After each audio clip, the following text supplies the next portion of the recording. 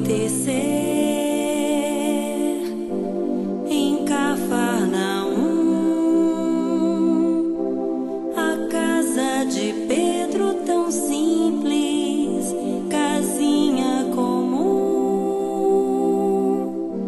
se enchia de paz, repleta de luz, ouvindo as palavras eternas do Mestre Jesus. Vou me imaginar sentado ali entre João, Pedro, Tiago, André e Levi, à beira do lago de Genezaré, lançando na alma para sempre sementes de fé.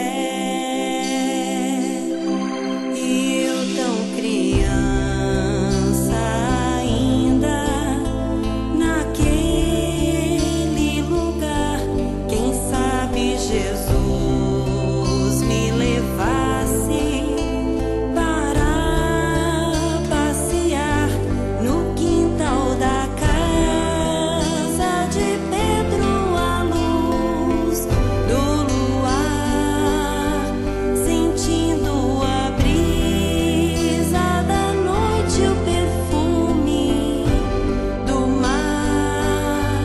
Dissesse pra mim, já é hora de você voltar. A gente se encontra de novo no seu evangelho no lar. A gente se encontra de novo no seu evangelho no lar. E eu tão criança ainda, naquele lugar, quem sabe Jesus me levasse para passear no quintal da casa de Pedro, à luz do luar, sentindo a brisa da noite, o perfume do mar. Dissesse pra mim, já é hora de você voltar. A gente se encontra de novo no seu evangelho no lar. A gente se encontra de novo no seu evangelho no lar.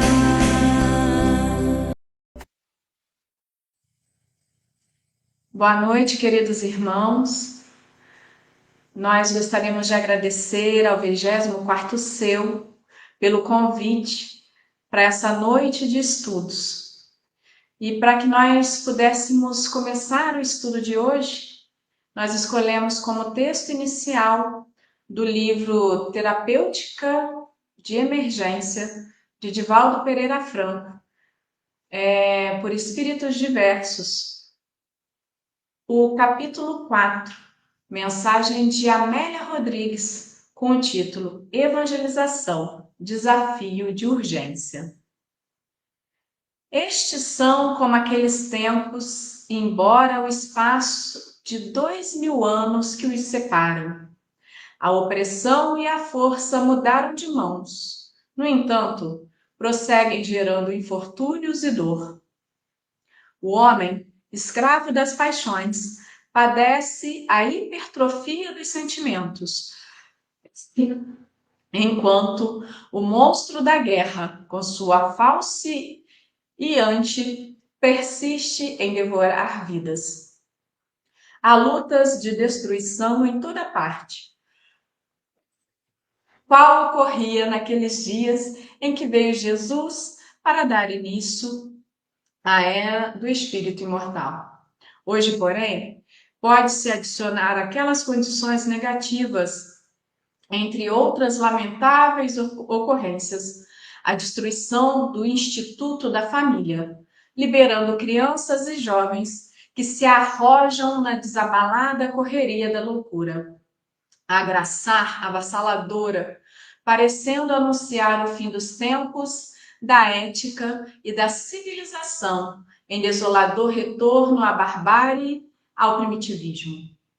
Qual sucedeu à mensagem do Cristo, que pôde mudar as estruturas do Império Romano em sua época, o Espiritismo, a seu turno, vem hoje lançar as bases da nova humanidade, colocando suas fundações no solo virgem da infância e da juventude, encarregadas de conduzir amanhã o homem do porvir, a cultura do futuro.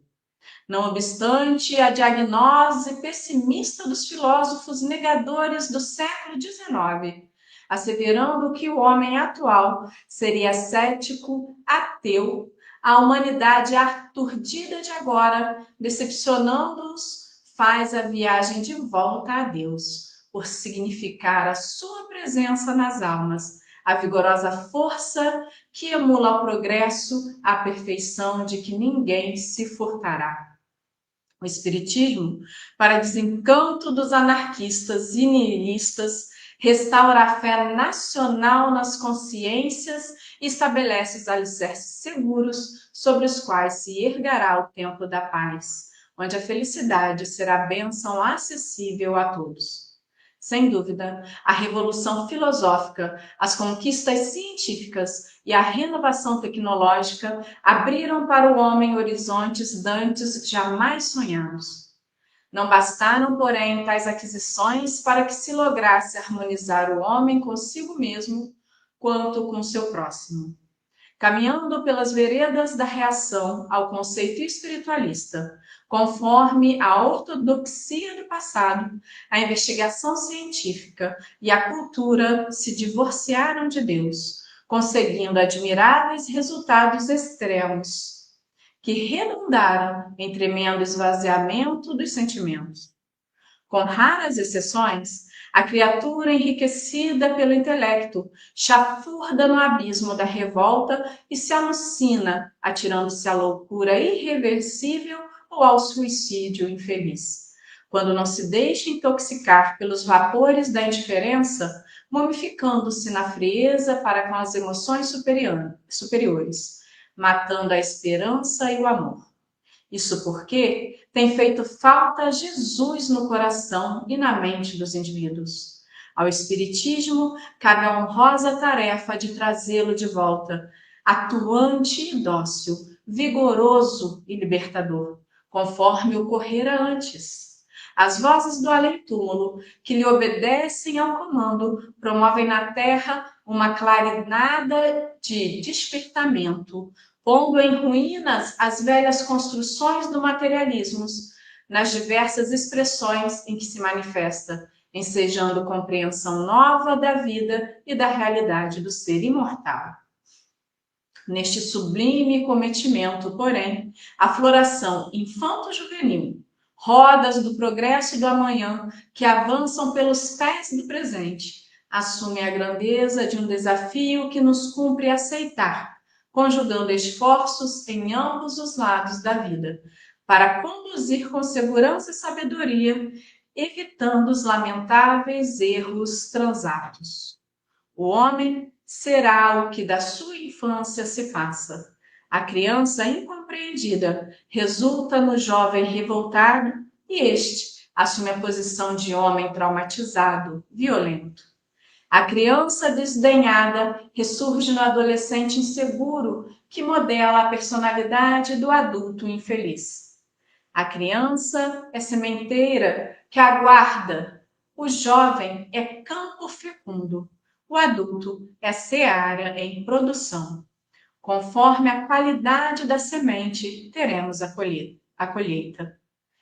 Excetuando-se, é claro, os casos de espíritos recalcitrantes em recomeços difíceis, reacionários por ativismos pretéritos às luzes da educação, Mesmo em tais, os efeitos da salutar pedagogia educacional fazem valiosos. A tarefa da educação, por isso mesmo, é de relevância, enquanto que a da evangelização é de urgência salvadora. Quem instrui oferece meios, quem instrui oferece meios para que a mente alargue a compreensão das coisas e entenda a vida. Quem educa cria os valores ético-culturais para uma vivência nobre e ditosa. Quem evangeliza liberta para a vida feliz. Evangelizar é trazer Cristo de volta ao solo infantil, como bênção de alta magnitude, cujo resultado ainda não se pode realmente aquilatar. A criança evangelizada torna-se jovem digno, transformando-se em cidadão do amor com expressiva bagagem de luz para toda a vida, mesmo que transitando em trevas exteriores. Ofertem-se pães, medicamentos, agasalhos, cuidados, instrução e educação à criança. Não se evangelizando hoje o ser que surge, periclitará toda a segurança do edifício social e humano do futuro. Impostergável desse modo o ministério preparatório das gerações novas, guiando-as para Jesus, a fim de que se construa desde agora o reino de Deus definitivamente no mundo. A infância é o período em que melhor se aprende, enquanto na adolescência se apreende. Na idade adulta, mais facilmente se compreende, evitando-se o período em que o ancião apenas repreende. Deixai que venham a mim as criancinhas, solicitou Jesus. Tomemos dessa argila plástica, ainda não comprometida pelos erros atuais, e modelemos com as mãos do amor o homem integral do porvir. Evangelização espírita é sol nas almas, clareando o mundo inteiro sob as constelações das estrelas dos céus, que são os bem-aventurados do Senhor, empenhados em seu nome pela transformação urgente da terra em mundo de regeneração e paz. E assim, meus irmãos, com esse texto de Amélia Rodrigues, nós começaremos o nosso estudo dessa noite. E eu queria convidar a todos vocês que sentirem-se confortáveis para fecharem os seus olhos, para que façamos a nossa prece de abertura. Amado Mestre Jesus, querido Dr. Bezerra de Menezes, e todos esses espíritos maravilhosos que nos regem, nos auxiliam e nos intuem.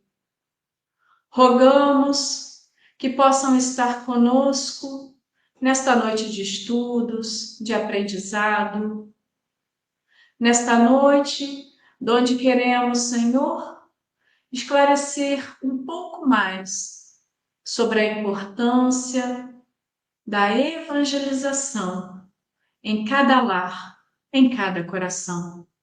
Que possamos ser, neste momento, seus instrumentos de paz, seus instrumentos a levarem as palavras benditas do Evangelho a cada lar, a cada espírito que nos ouve.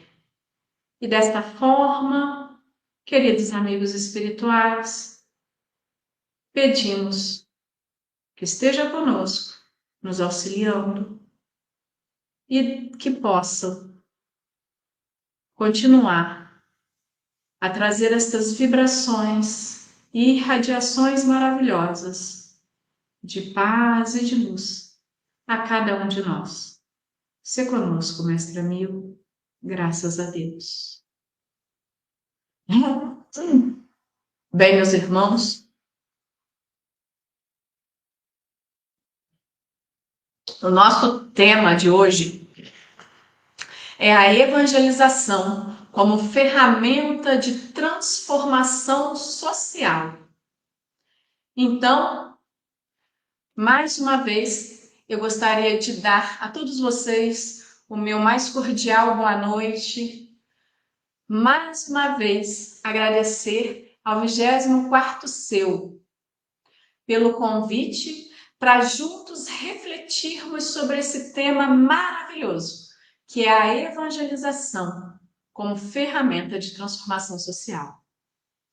Principalmente, inclusive, dessa ideia maravilhosa de usarmos o mês de outubro todo para falarmos sobre a evangelização espírita.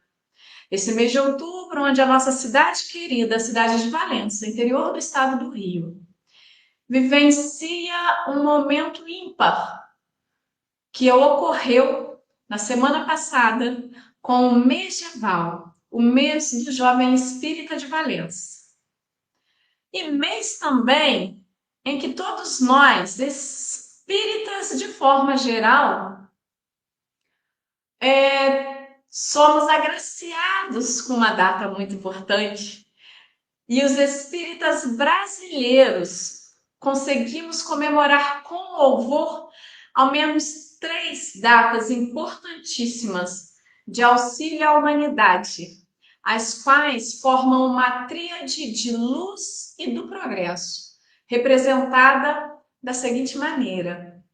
Inicialmente, em 3 de outubro de 1804, com o nascimento do nosso querido codificador Kardec. Então, em 3 de outubro, essa tríade é representada pela luz do Consolador. Já no dia 5 de outubro, o ano foi 1949, com a assinatura do Pacto Áureo, nós podemos comemorar a luz da união. E, finalmente, fechando em 9 de outubro de 1977, com o lançamento da campanha nacional permanente de evangelização espírita infanto-juvenil, nós temos a luz da ação transformadora.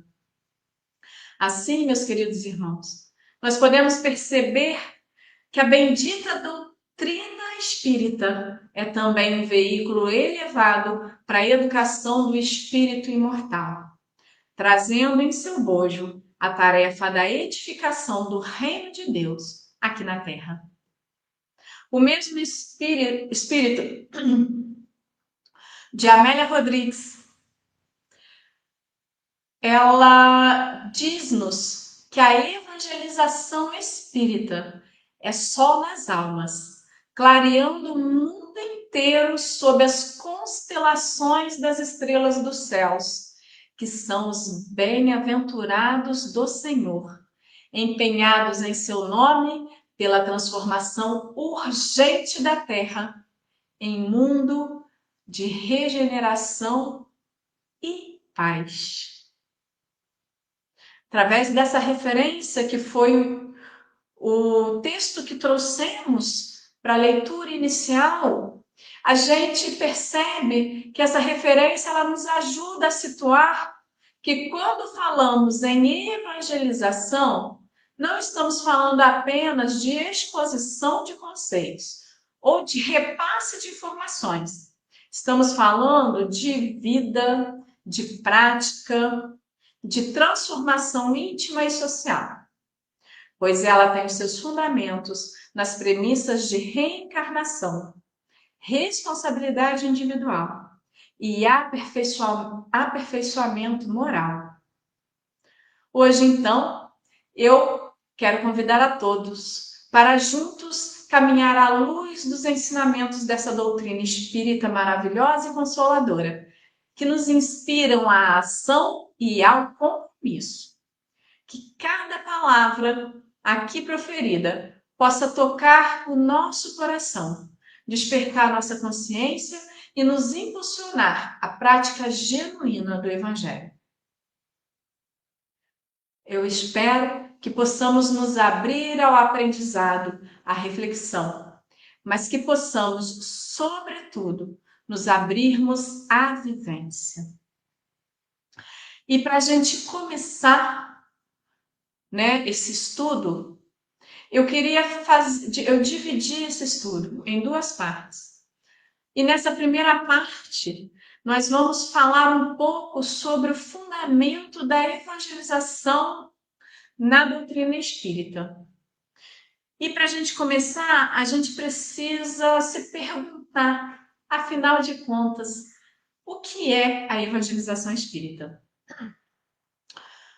E para que nós possamos responder a essa pergunta, eu vou me apropriar das instruções do próprio Serge, que ela diz o seguinte, que a evangelização espírita é oferecer ao evangelizando a oportunidade de perceber-se como um homem integral, crítico, consciente, participativo, herdeiro de si mesmo, cidadão do universo, agente de transformação de seu meio, rumo a toda a perfeição de que é suscetível.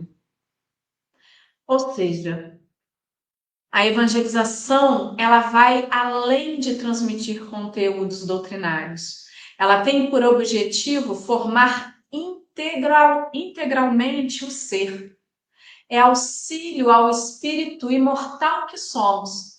É estímulo à reforma íntima, ao impulso moral, à vivência da mensagem de Jesus.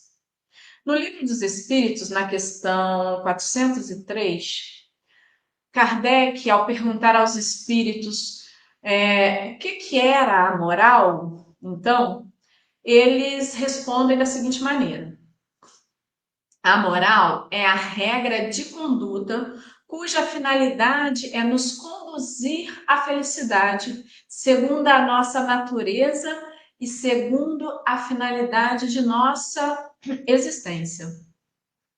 Essa definição, ela nos ajuda a ver que a evangelização, ao formar moralmente, ela está alinhada com a finalidade maior do espírito, que é progredir até alcançarmos a felicidade plena.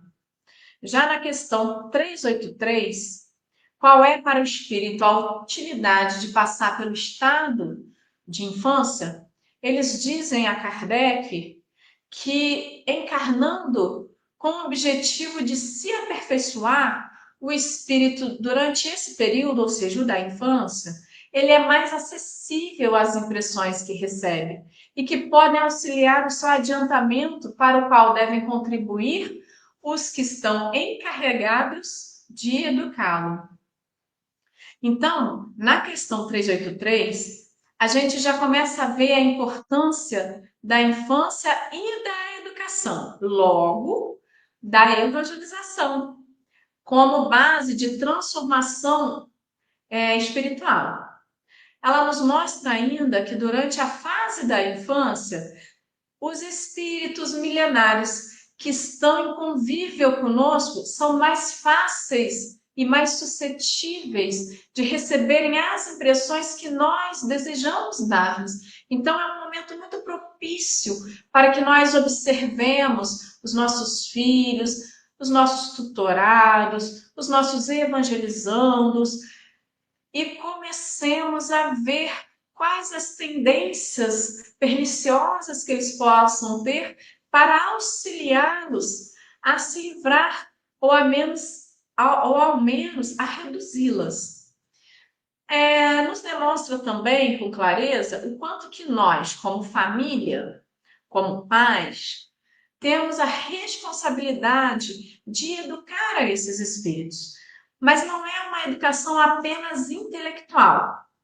É uma educação, acima de tudo, moral.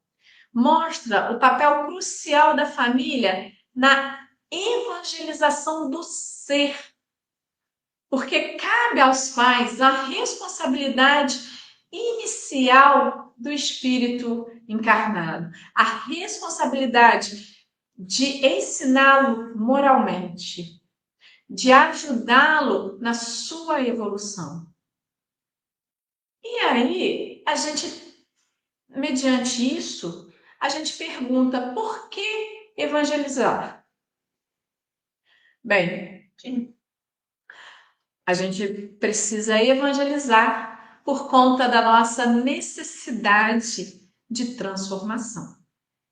A doutrina espírita, ela nos dá fundamentos claros para iluminar a educação de forma a transcender esse imediatismo que até então o materialismo nos trazia. Também seguindo o próprio texto que nós lemos no início. Porque nós sabemos que a educação ela não se inicia no berço e tampouco ela vai terminar no túmulo. E quais são esses fundamentos que a doutrina espírita nos dá, né? Que nos dá? Quais são as noções, né? Para que nos auxilie nessa transformação. Primeiro, a imortalidade da alma. Nós sabemos que somos espíritos imortais e não esses corpos terrestres materiais. E é por isso mesmo que continuamos a evoluir, pois se a vida não cessa, ela apenas se transforma, nós continuaremos a vivenciar muitas experiências que nos motivarão à transformação moral e à busca por ações no bem. Temos também a reencarnação.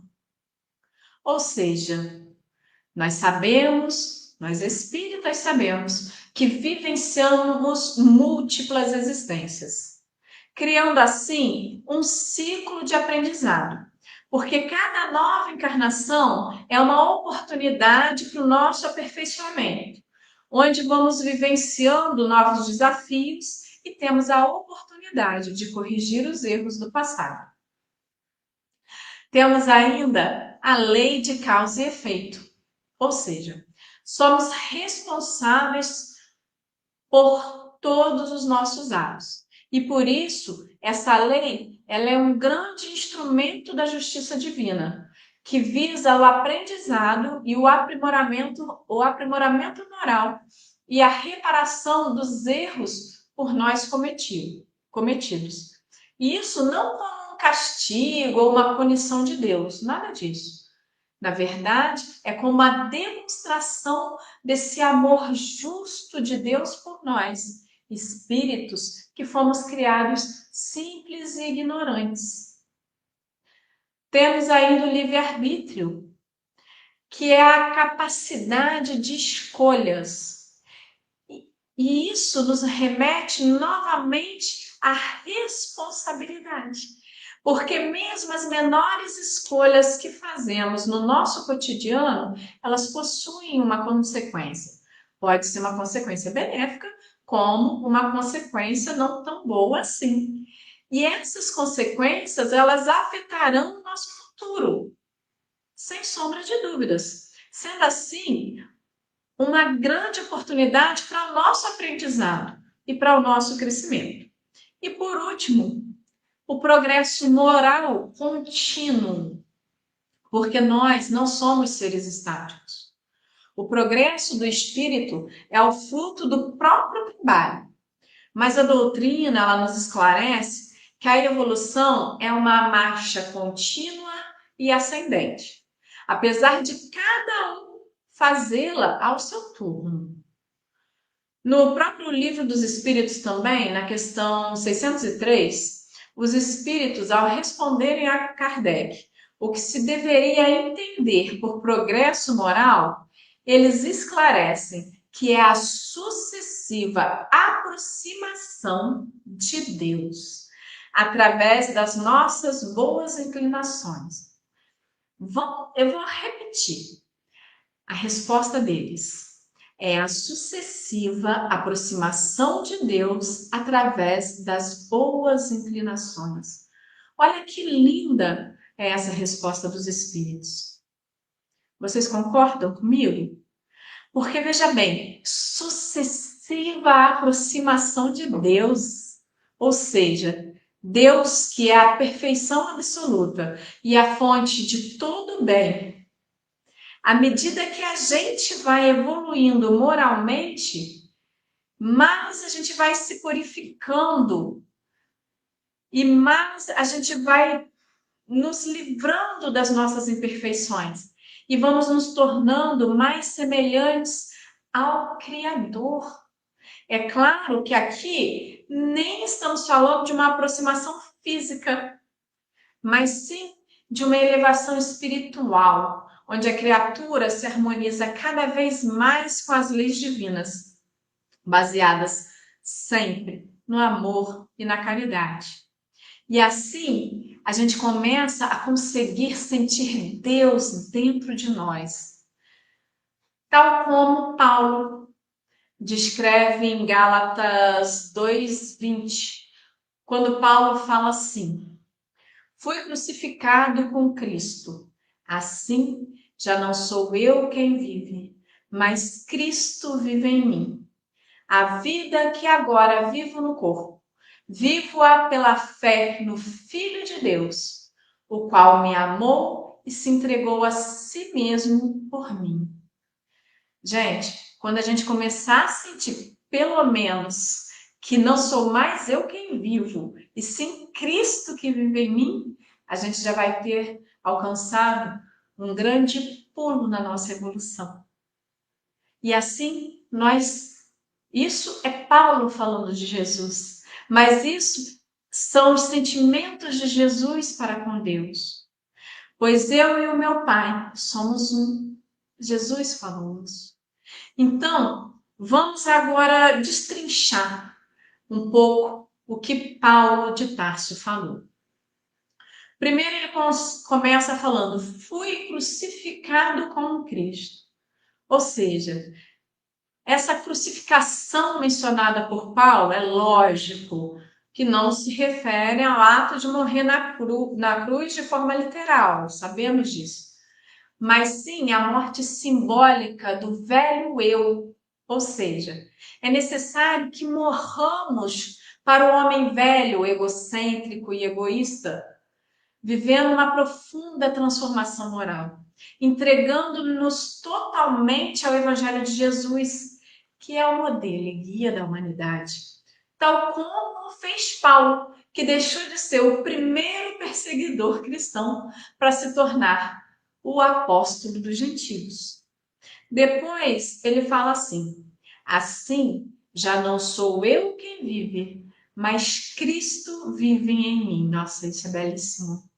Aqui nós vemos a consequência da crucificação do ego. Após a renúncia aos instintos inferiores, o indivíduo permite que o Cristo interno se manifeste em suas ações, em seus pensamentos. Cristo aqui não é visto apenas como uma figura histórica, mas como um arquétipo de perfeição moral e espiritual. Quando o ego se cala, a centelha divina em cada um pode voltar a brilhar, refletindo assim a moralidade crística. Depois, Paulo continua: a vida que agora vivo no corpo, vivo-a pela fé no Filho de Deus. O corpo físico é o nosso instrumento de evolução, principalmente neste planeta de provas e expiações. E a vida na carne é uma oportunidade de aprendizado e de aprimoramento. A fé, nesse contexto, não é uma crença cega, mas uma certeza construída pela razão e pelo sentimento. Viver na fé do Filho de Deus significa viver em conformidade com o modelo moral de Jesus, confiando em seu amor e em sua entrega, seguindo os seus exemplos como a caridade, a humildade e o perdão. E aí, Paulo fala, o qual me amou e se entregou a si mesmo por mim. A entrega de Jesus na cruz foi um ato de amor e de devotamento à humanidade, sim, mas não para pagar pelos pecados da humanidade, nada disso. E sim, um testemunho máximo de que o amor é a única força capaz de transformar o mundo. A sua morte demonstrou que a vida do espírito é eterna e que a dor física não anula a superioridade moral. Jesus se entregou por nós ao nos mostrar, através dos seus exemplos de amor incondicional, o caminho para a libertação espiritual. Dessa forma, nós precisamos dar o devido valor à evangelização, pois vemos que ela é uma ferramenta de transformação, ajudando o indivíduo a progredir, a reformar-se, a viver em harmonia com as leis divinas e, por consequência, a transformar também o meio em que vive. Mas sempre lembrando que a evangelização não é uma tarefa só do evangelizador, que é uma tarefa também da família e que não se dá apenas através da transmissão verbal, e sim e até muito mais através dos exemplos. Jesus pregava, mas ao mesmo tempo ele cuidava, ele acolhia, ele era exemplo vivo. Há uma frase que é atribuída ao Docíssimo Francisco de Assis, e essa frase, ele fala assim, né? A frase é assim, ela é atribuída a ele, a gente não sabe realmente de quem é, mas é uma frase lindíssima e lembra muito ele verdadeiramente. A frase é a seguinte: pregue o evangelho em todo o tempo e, se necessário, use palavras. Pregue o evangelho em todo o tempo e, se necessário, use palavras. Gente, essa frase ela demonstra o quanto as nossas vidas devem proclamar o evangelho. Lembrando que a melhor forma de fazê-lo é através da ação e do exemplo, como a forma mais eficaz e sincera de divulgar os ensinamentos de Jesus. Francisco de Assis vivia assim.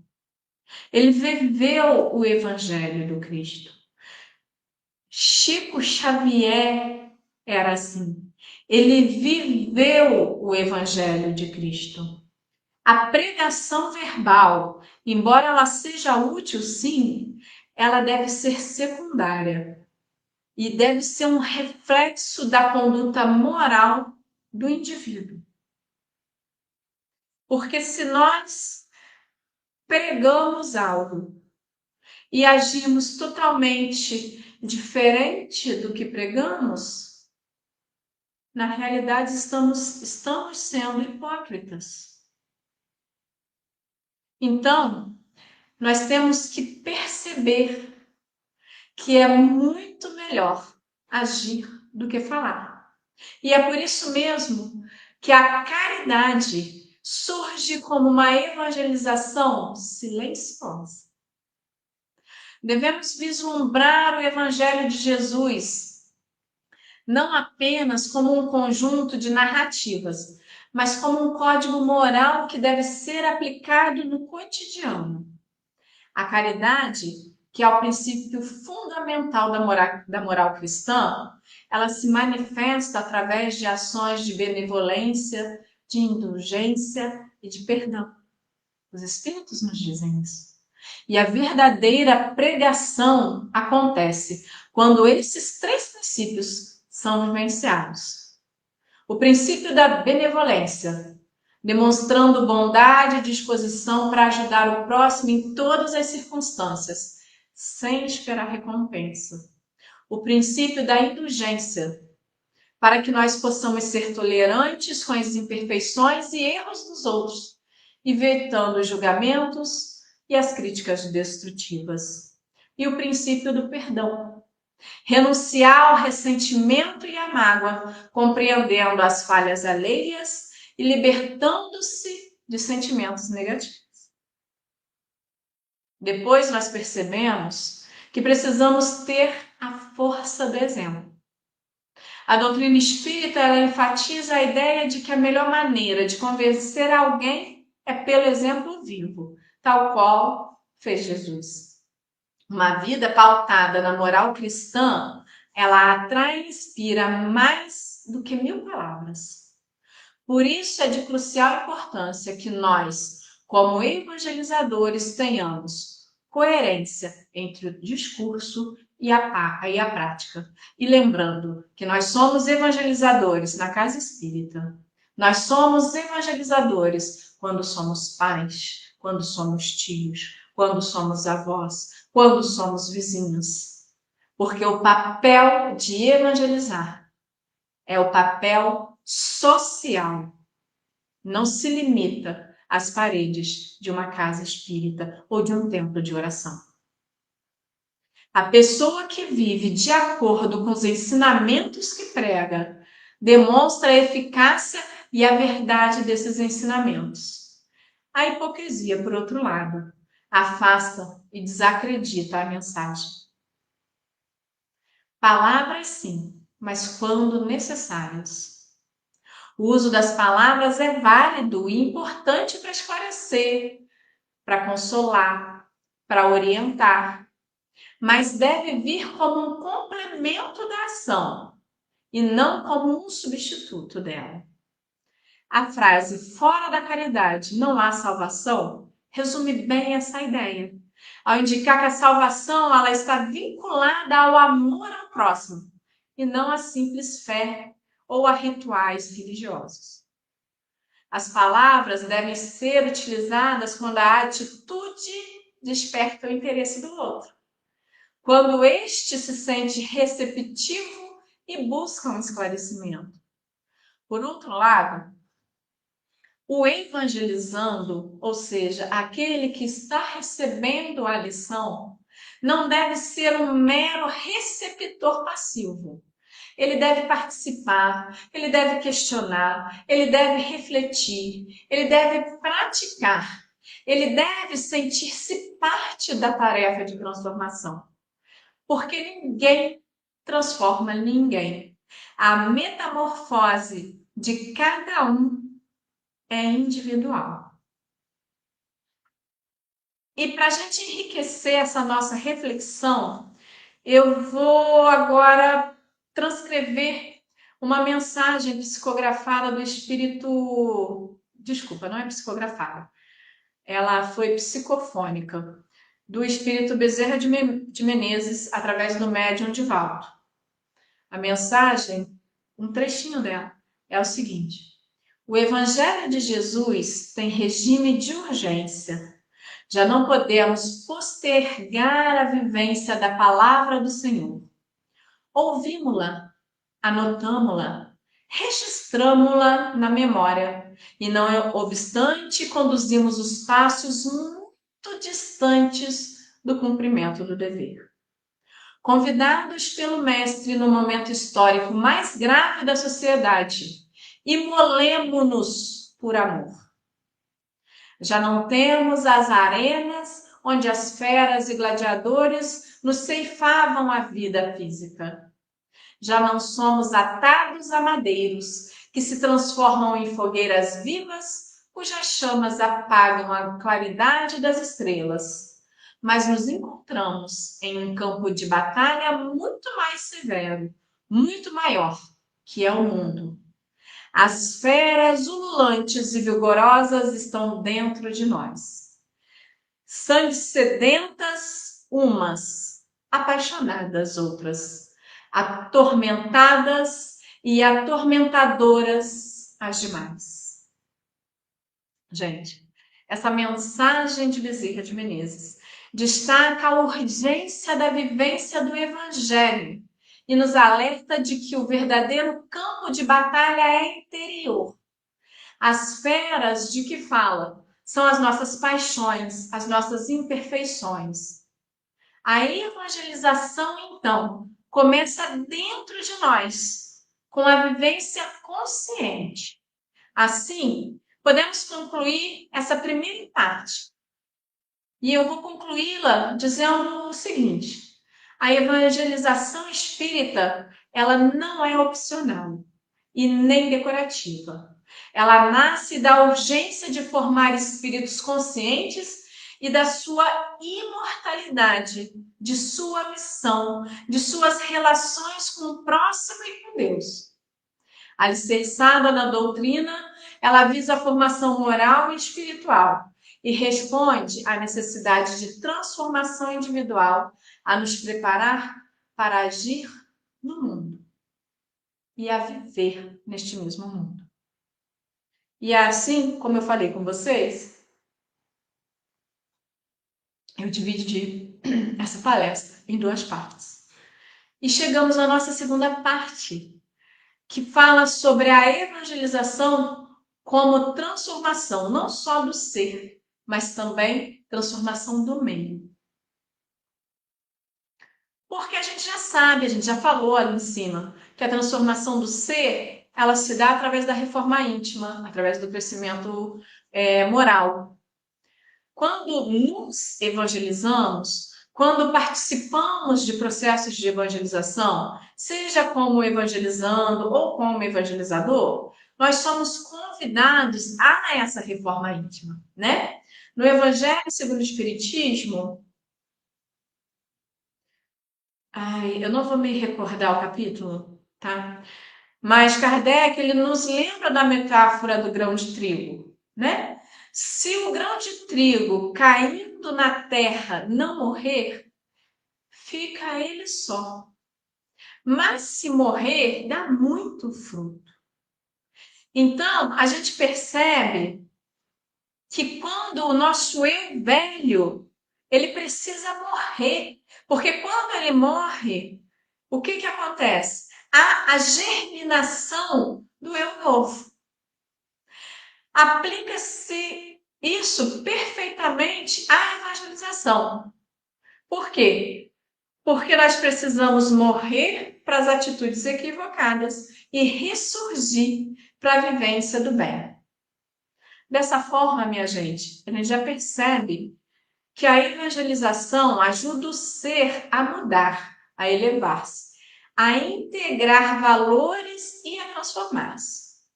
Só que essa transformação, ela não termina no ser individual.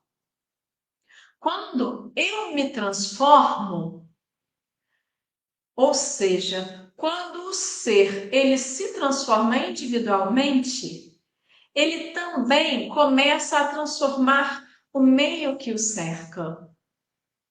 No próprio artigo do Sérgio, que eu usei também para pesquisar sobre a nossa palestra, né, o artigo sobre a evangelização mesmo, nós percebemos que ele nos diz que a doutrina espírita, ela representa hoje uma elevada escola de educação do espírito, a serviço de Jesus, com a grandiosa tarefa da edificação do reino de Deus na terra. Reino esse que se inicia no interior de cada um. E aí, relembrando ainda o texto inicial, né, de Amélia Rodrigues, a criança é sementeira que aguarda, o jovem é campo fecundado, o adulto é seara em produção.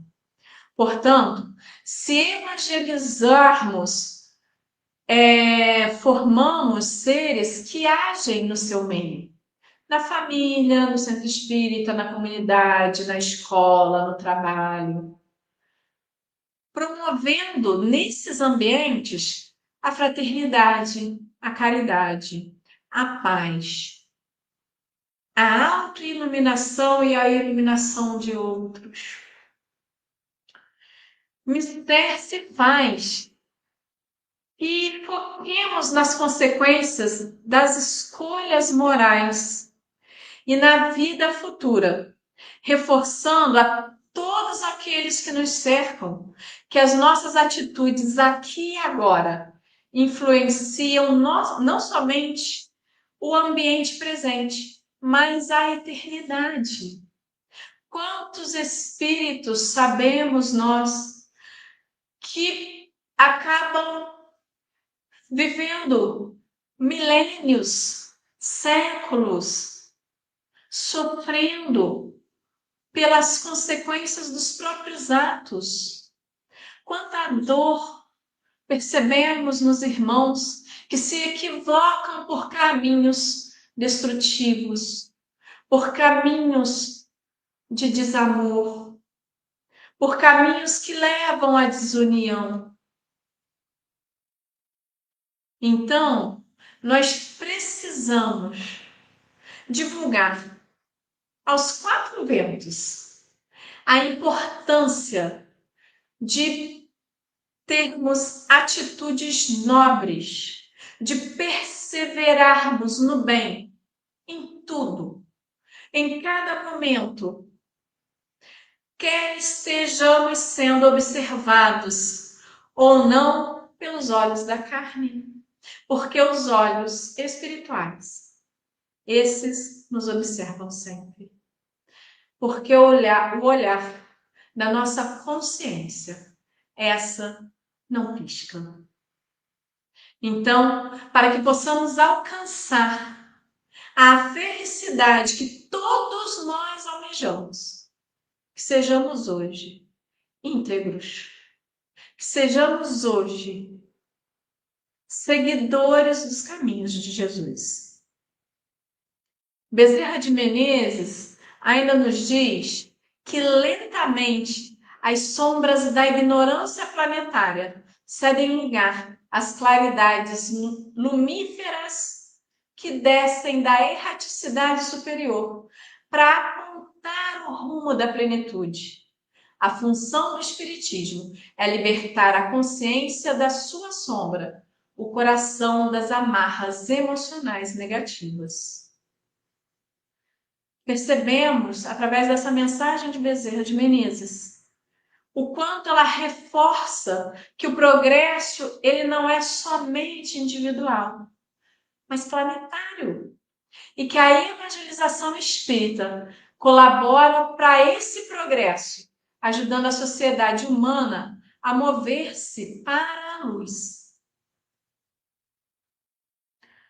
A evangelização, nós temos que saber que ela não é para alguns ou para uns, porque ela é intergeracional, ou seja, ela atinge as crianças, ela atinge aos jovens e atinge também aos adultos, sendo um instrumento de transformação para qualquer ciclo da vida, transformando o indivíduo mediante a reforma íntima dele e o meio que ele vive mediante a ação e vivência numa perspectiva integral e contínua e planetária.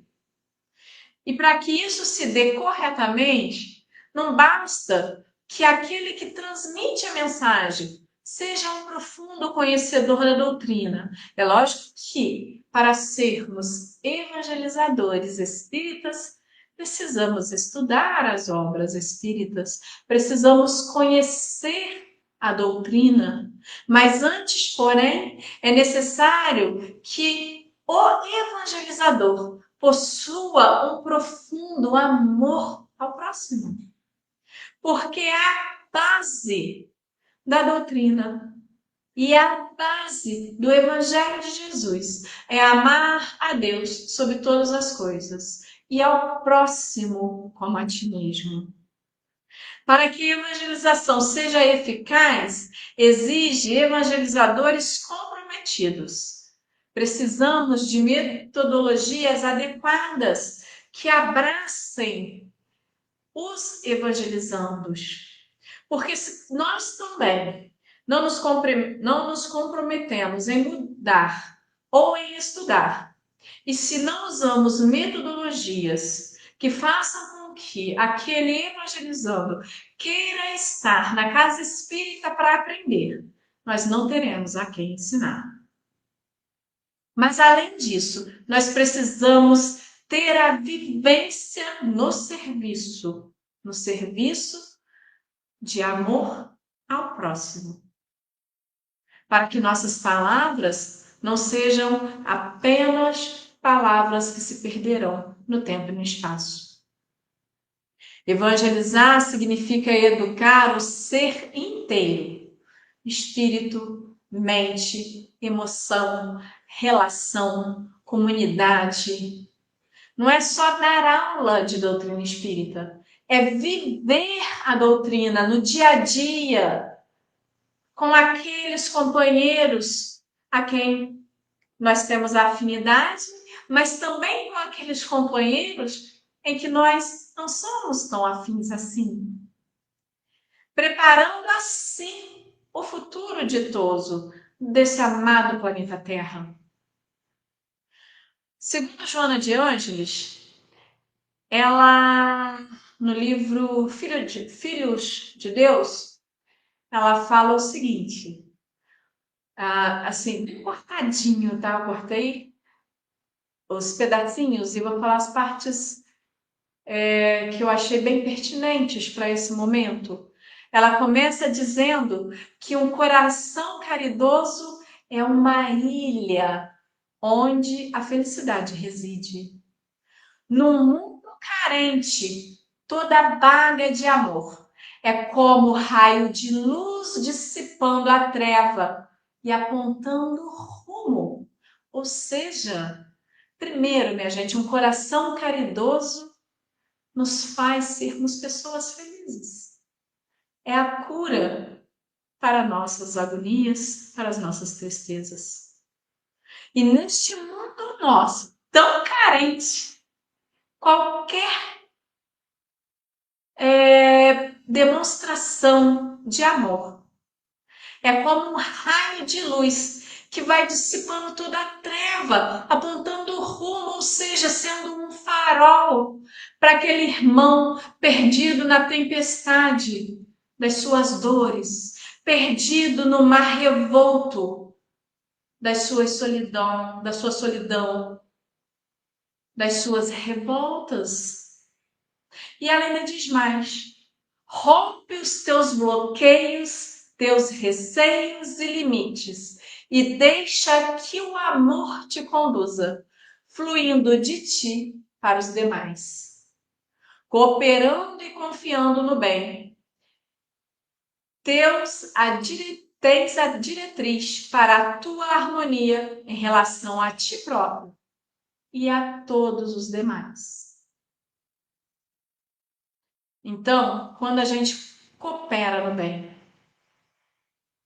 nós vamos receber as diretrizes para a nossa própria harmonia, mas também vamos conseguir auxiliar aqueles que estão ao nosso redor para que consigam se harmonizar.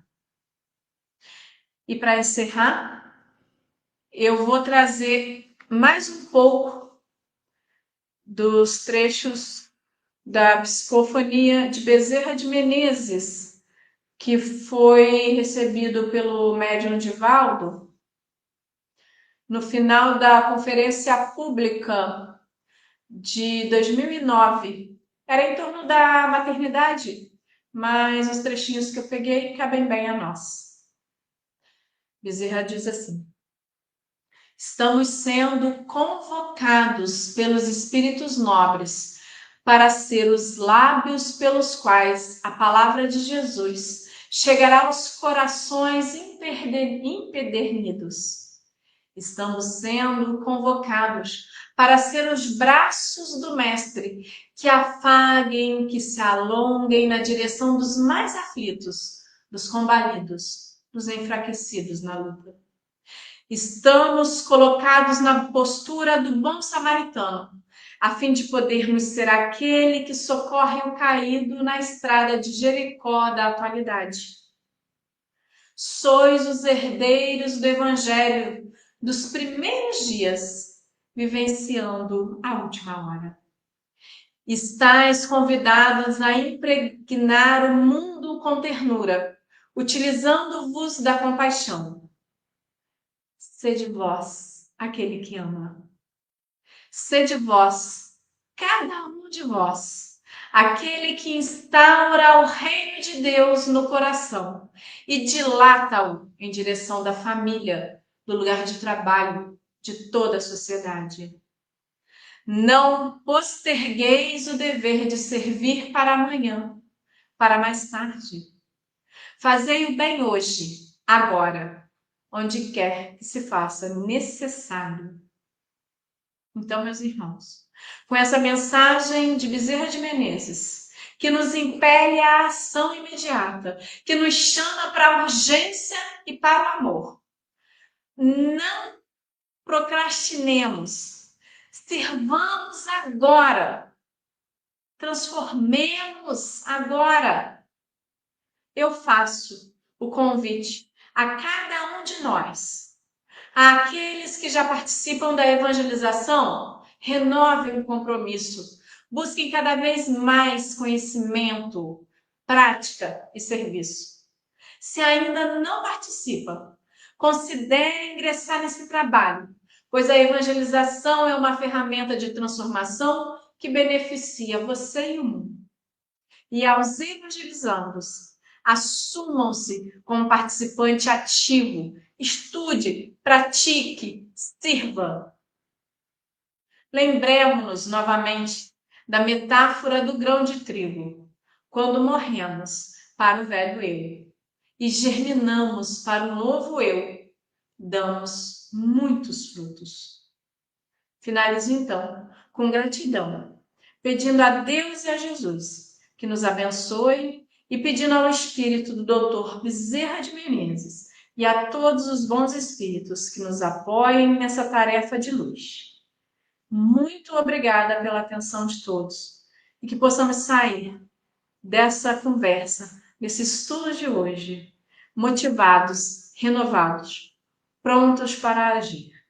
Paz bem, meus irmãos, a cada um de vocês.